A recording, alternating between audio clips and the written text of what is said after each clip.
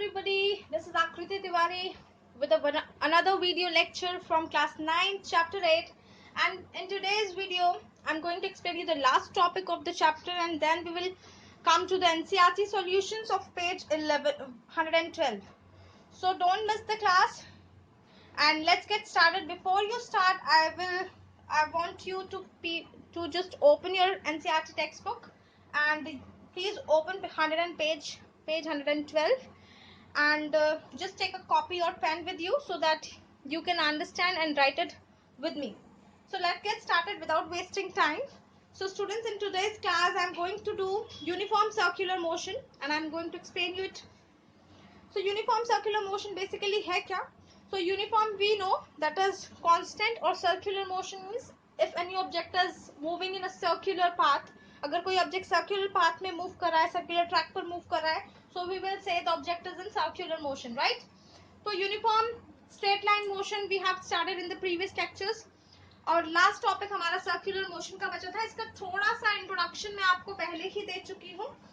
तो uniform circular motion basically constant circular motion है, और इसमें एक बहुत इंपॉर्टेंट चीज जो समझने की है कि जब भी कोई यूनिफॉर्म सर्कुलर मोशन में ऑब्जेक्ट होगा, इसका मतलब वो यूनिफॉर्म एक्सेलरेशन से मूव कर रहा होगा. तो बहुत इंपॉर्टेंट है कि हम जाने यूनिफॉर्म एक्सेलरेशन है क्या. तो इफ अ वेलोसिटी चेंजेस, अगर वेलोसिटी चेंज हो रही है constantly with a constant rate, constant rate से कोई वेलोसिटी चेंज हो रही है कॉन्स्टेंटली, तो हम कहते हैं कि एक्सेलरेशन जो है वो यूनिफॉर्म होगा. और जब भी हम वेलोसिटी चेंज की बात करेंगे, तो जब कभी भी डायरेक्शन चेंज होगी किसी भी ऑब्जेक्ट की मूव करते वक्त, तो ऑटोमेटिकली वेलोसिटी चेंज होगी. तो क्योंकि डायरेक्शन से ही बेस्ड है वेलोसिटी, तो जब भी हम वेलोसिटी चेंज की बात करेंगे तो डायरेक्शन चेंज होगा ही. तो इसके एग्जांपल के लिए हम समझते हैं कि अगर कोई कार है, वो स्टार्टिंग पॉइंट पर है और वो एक यूनिफॉर्म एक्सेलरेशन कर रही है, यूनिफॉर्म सर्कुलर मोशन में है, और वो कार मूव करती रहती है, तो आप देख रहे हैं कि डायरेक्शन हर बार चेंज हो रहा है. तो जब डायरेक्शन चेंज हो रहा है तो वेलोसिटी चेंज हो रही है, और क्योंकि ये वेलोसिटी कॉन्स्टेंटली चेंज हो रही है, कांस्टेंट रेट पर चेंज हो रही है, तो इसीलिए यूनिफॉर्म एक्सेलरेशन है.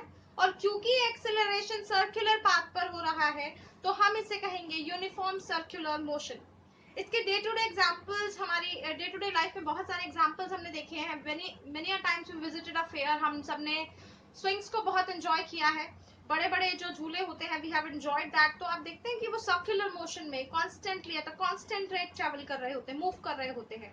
इसके अलावा जब आप जॉगिंग के लिए जाते हैं किसी सर्कुलर पाथ पर, या कोई भी एथलीट या कोई भी जो व्यक्ति है, जब वो किसी फिजिकल एक्टिविटी को सर्कुलर पाथ पर कर रहा होता है, तो आप देखेंगे if a person starting from this point और वो एक राउंड लेकर के आते हैं और वापस से उसी पॉइंट पर पहुंच जाते हैं एक कांस्टेंट वेलोसिटी के साथ, कांस्टेंट चेंज इन वेलोसिटी के साथ सर्कुलर पाथ पर, तो हम उसे कहते हैं uniform circular motion. I think this is enough from this chapter, और इसके अलावा मुझे नहीं लगता अभी यहाँ पर कुछ बताना चाहिए. इफ देयर इज समथिंग, तो अगर क्वेश्चन में कुछ आता है तो we will do it later on.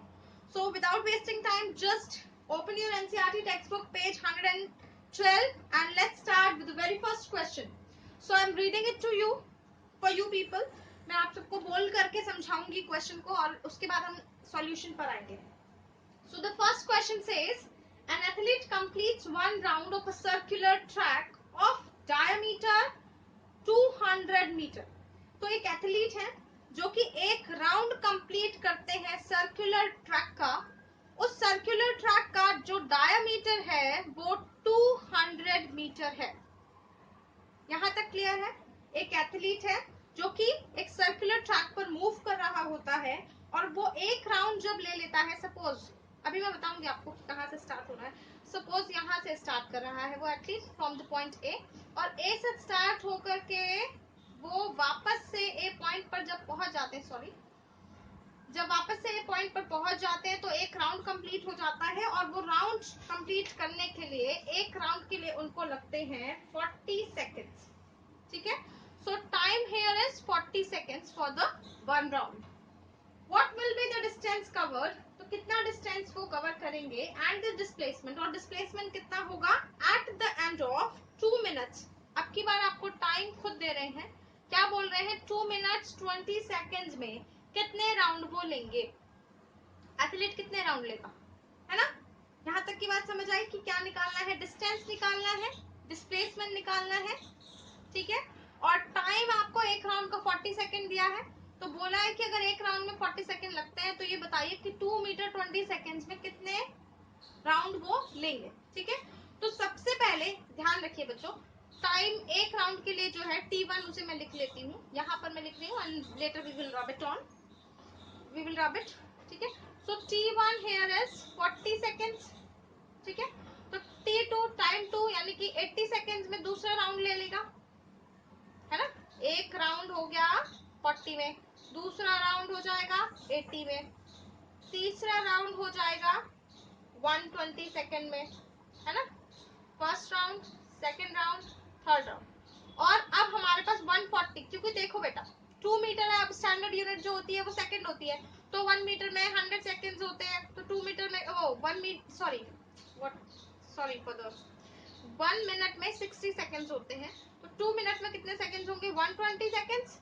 तो 120 seconds plus 20 second is 140 second.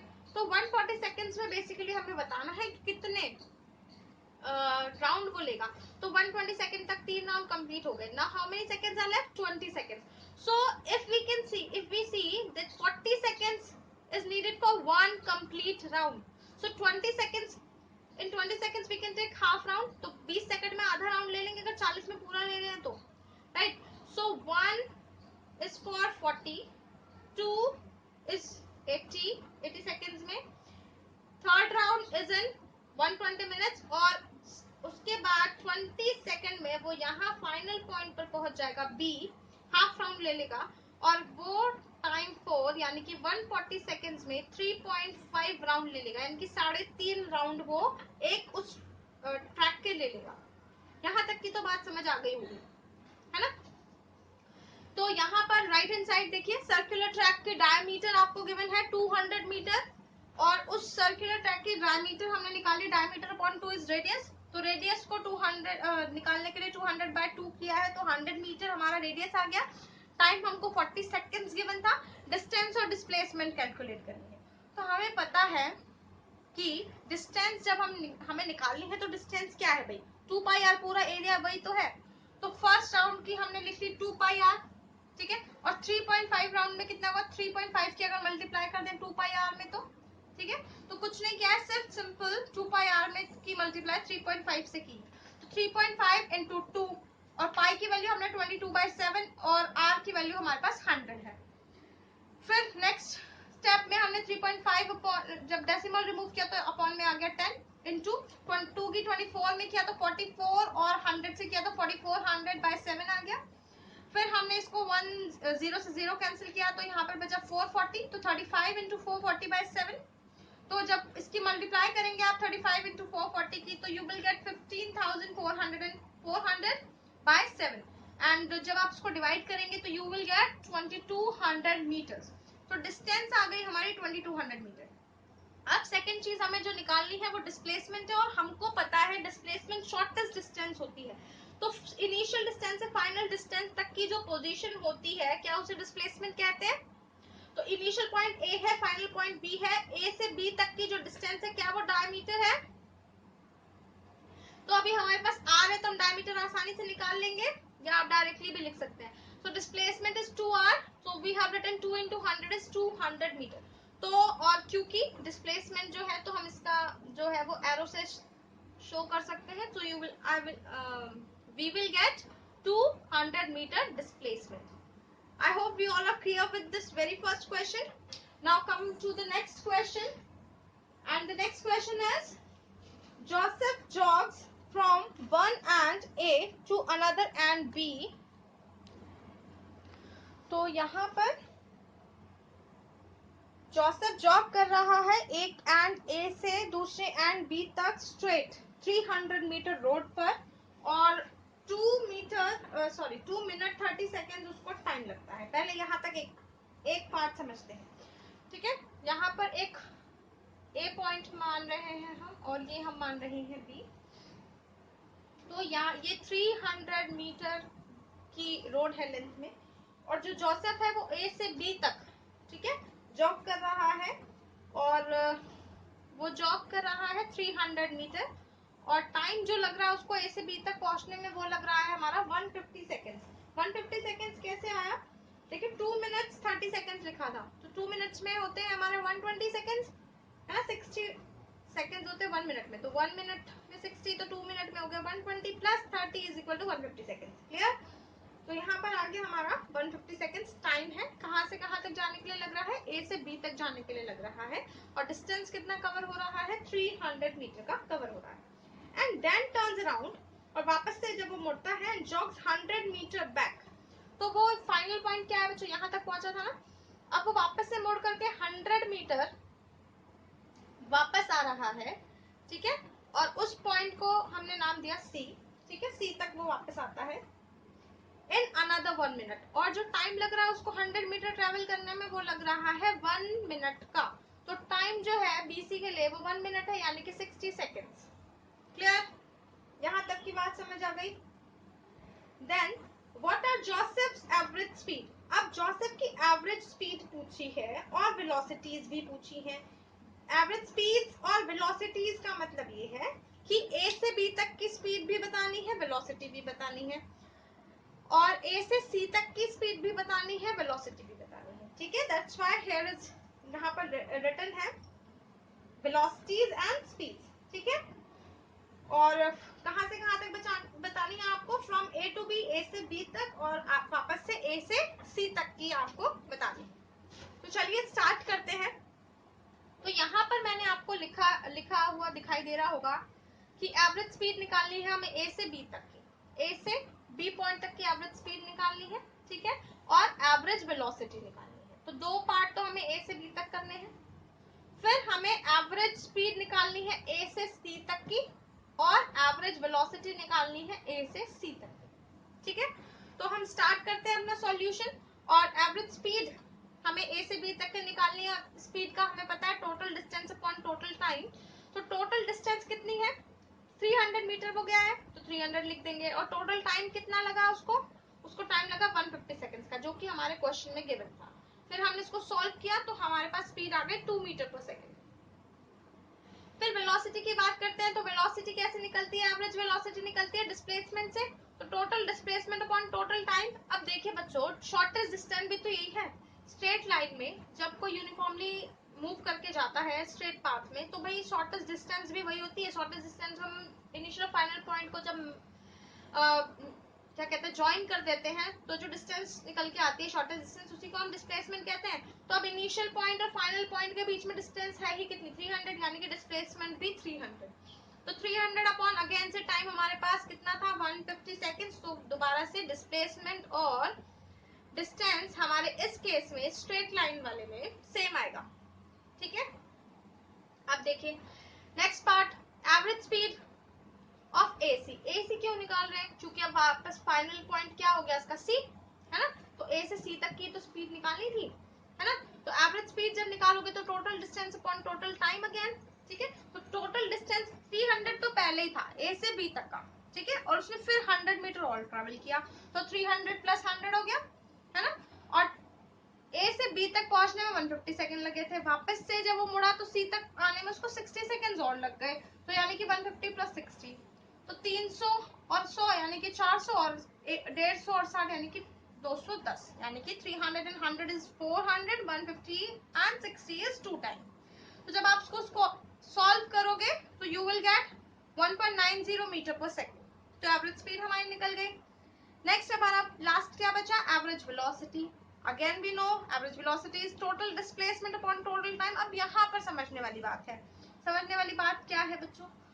Displacement निकालना है। तो डिस्प्लेसमेंट अब क्या हो गया? ये वापस से यहाँ आ गया, तो अब शॉर्टेस्ट डिस्टेंस क्या बची? 300 में से जब मैं 100 माइनस कर दूं तो फाइनल पॉइंट तो क्योंकि सी हो गया ना, फाइनल पॉइंट सी हो गया, तो ए से सी तक की डिस्टेंस कितनी है? वही तो उसकी डिस्प्लेसमेंट होगी। तो टोटल जब 300 थी, तो अगर मैं 100 माइनस कर दूं तो डिस्प्लेसमेंट आ जाएगी।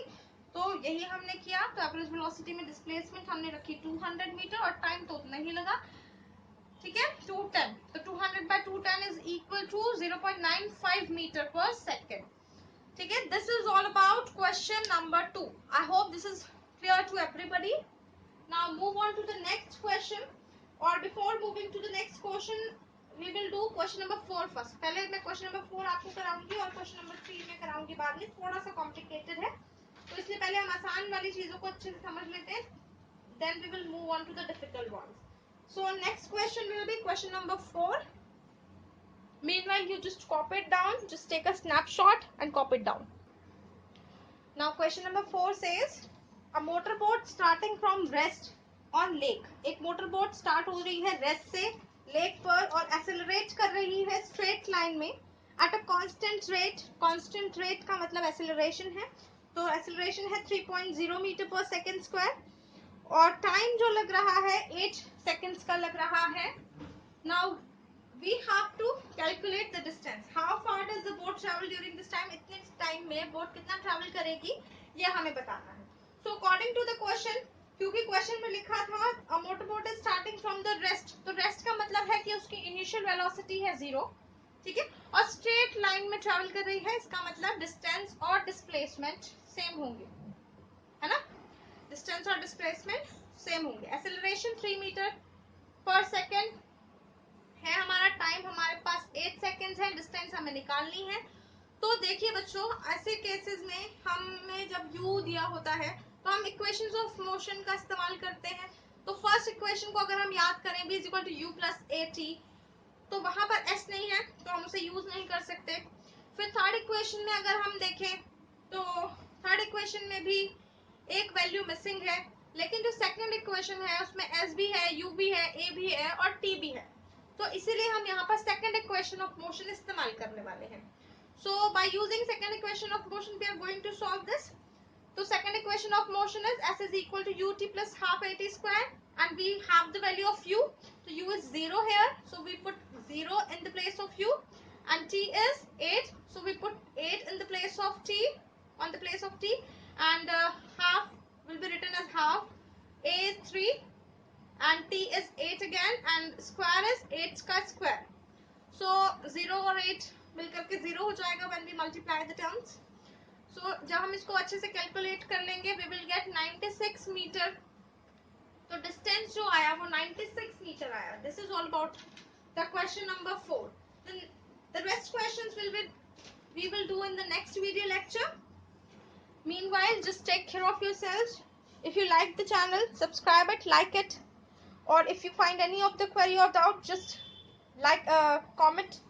Just make a comment in the comment section. Thank you.